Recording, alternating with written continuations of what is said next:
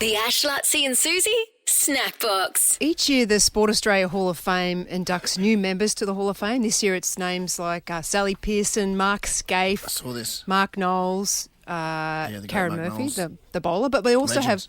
have a scholarship program where 6 young athletes get a scholarship. They get $10,000, but they also get paired with a member of the Sport Australia Hall of Fame. So this year, I've been paired with diver Ellie Cole, and we've got her Yes. on the line. Hi, Ellie.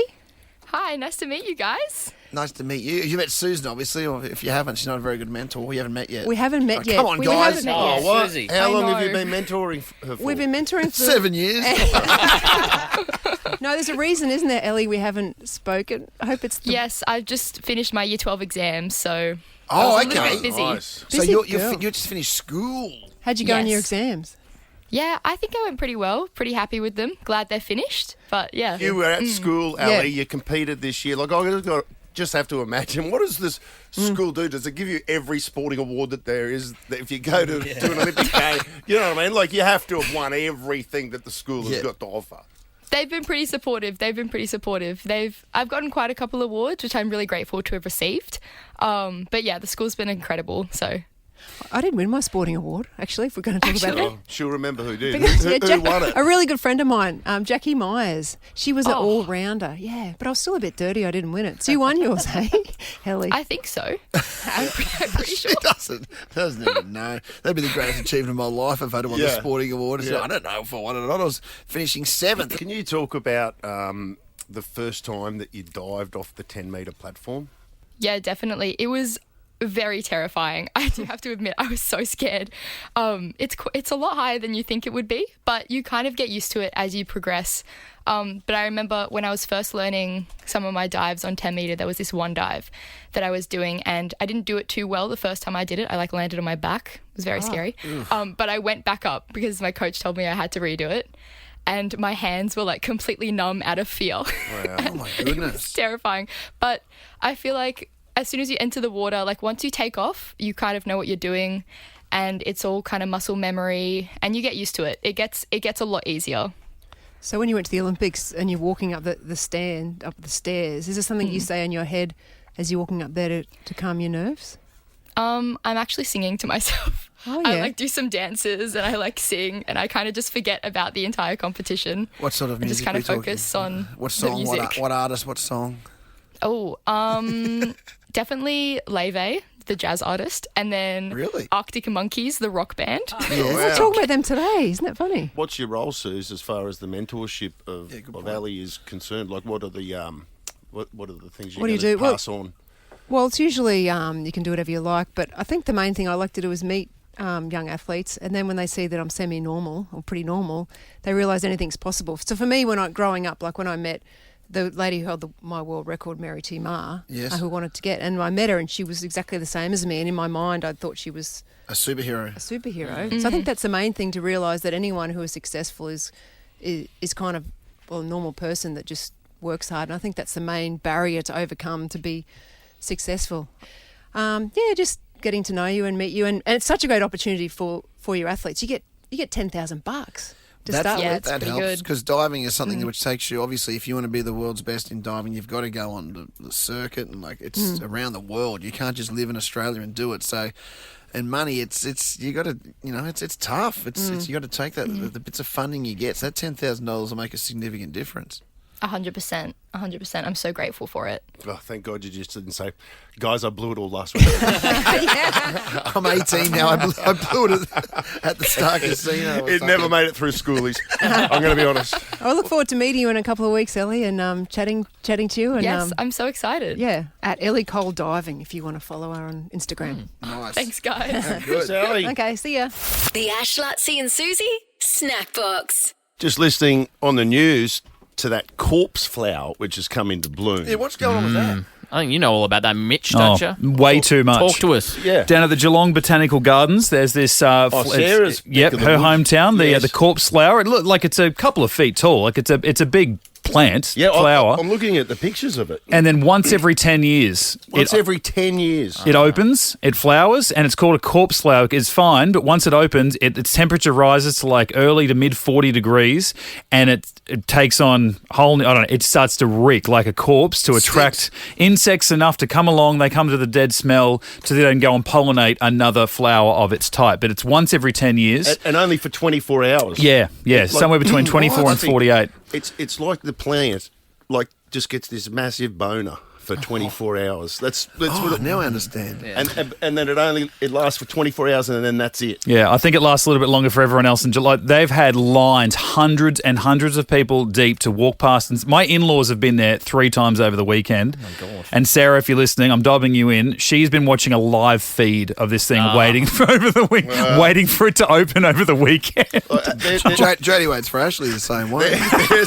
There's the corpse flower's got more active live actually. Once every 10 years. The poor voodoo does, yeah. But have a look. It's a nice looking photo. It's a nice looking plant. That's it at full his. Yeah. The Ash, Lutzi and Susie Snackbox. Are we doing this then? Yeah, so we're doing 6 weeks of Susie. Of course, you're wrapping up on the 28th of November. We thought we'd go back through the archives and find some of your favourite moments. This actually was a good one. Well, I remember when I asked you what some of your favourite moments were. This is one of the first ones I think you brought up. Yeah, so I remember it was Valentine's Day, probably around 2018, I don't know what year, and Housewives of Melbourne had been on, and that lady had just written a love song to her husband, who was an eye doctor. Anyway, can't remember her name. So I thought, it'd be a good idea. We thought if I wrote Cliff a love song. Who's also an eye doctor. Who's also an eye doctor. That's how it came. I didn't know that was the backstory to it. That was the backstory to it. Probably doesn't matter. And with the help of Ben here at Nova, we wrote, he wrote it really, My Heart Goes Boom. And we put it on Spotify. I don't think it got to number 1. It's certainly charted. It got in the charts. Top 10, I think, from memory. I can't remember exactly where it got to. And then the highlight of it was when I got to sing it with Missy Higgins. Yeah. I don't think she just played the piano. She refused to She refused to sing it. There was no way she was putting her vocals down. You fought hard. I remember that night you really tried, and it took me a while to register. Well, she really doesn't want to do that. Yeah. She'll play the piano, but she won't sing. But yeah, she was good. She was there. Yeah, it was good that she sort of participated. And this is one of those. I think we paid her. Yes. She was like, I got to write another the things album. I do. Yeah. I don't think this is in the little. So what are we playing? Clip. This is just my song. I Yeah, think. so this is if you weren't here for that and you haven't heard it before. This, by the way, this comes with a warning. This song, it's one of those earworm songs. Like it will get caught in your head. Oh yeah, why not? All right, here it is. Susie O'Neill with My Heart Goes Boom. And my heart went boom. The stars were flying across the room, and I knew from the very start that we would never part. 'Cause my heart went boom.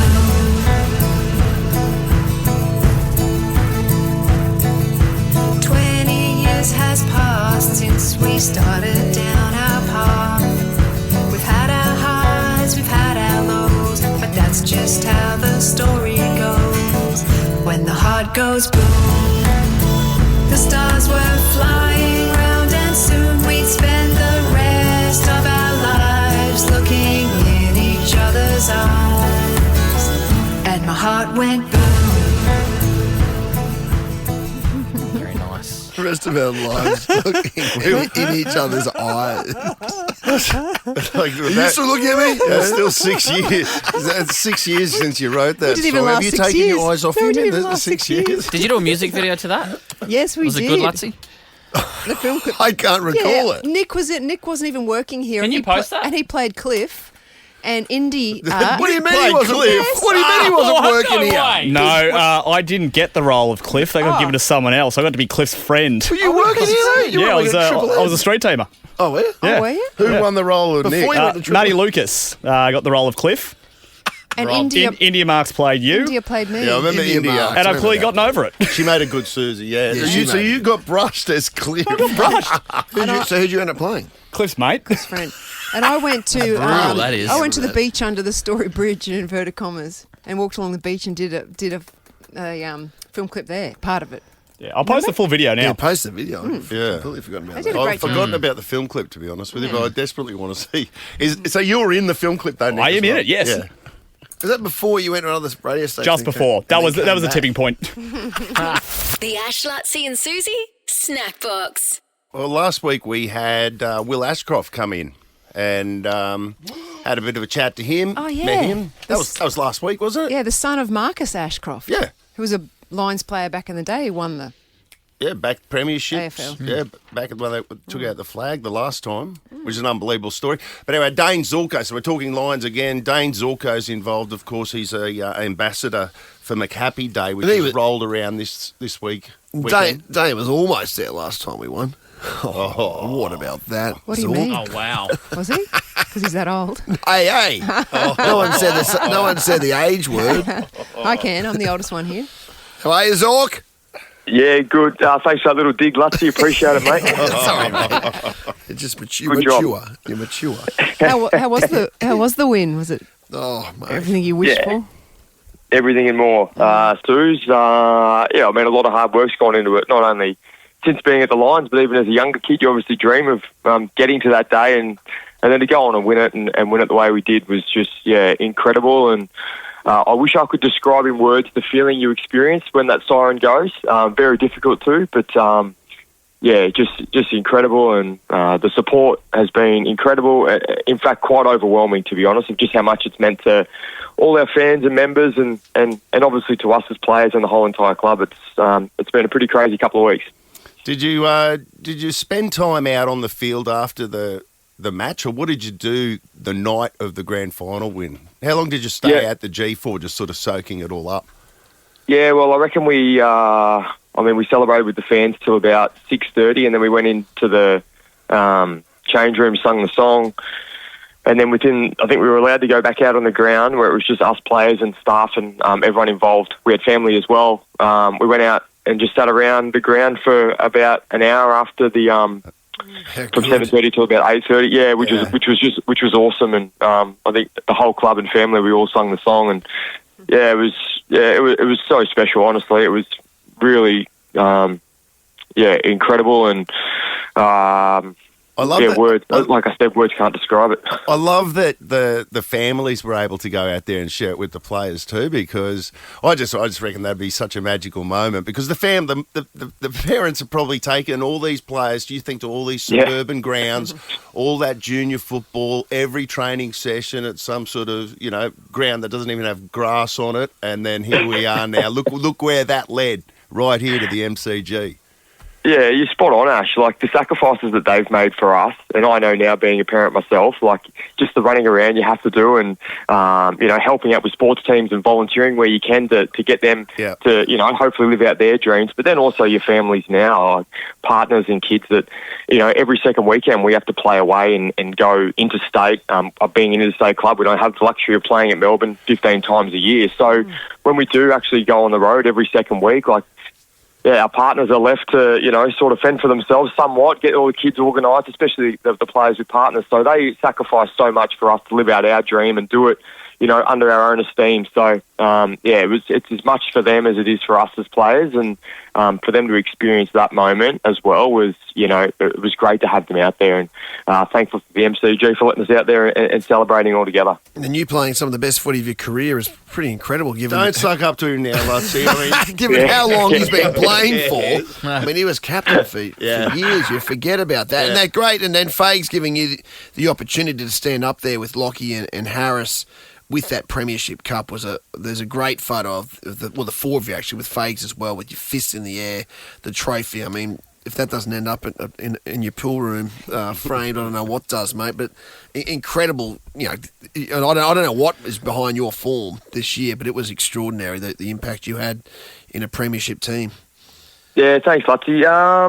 I just got my body right for the first time in a few years, so that obviously helped. I had a really good pre-season. I've had 2 really good pre-seasons now, so off the back of what had been, a couple of really tough years with Achilles tendonitis and whatnot. So, that obviously helped significantly, and the positional change as well, going and playing backline, something I hadn't done before. There was a new energy about my game, which I absolutely loved, and Fags assured me I'll be staying back there next year as well. So that's nice as well. But for him to get me up on stage when I gave up the captaincy, he said if we ever get to that dais, you'll be the first one up there.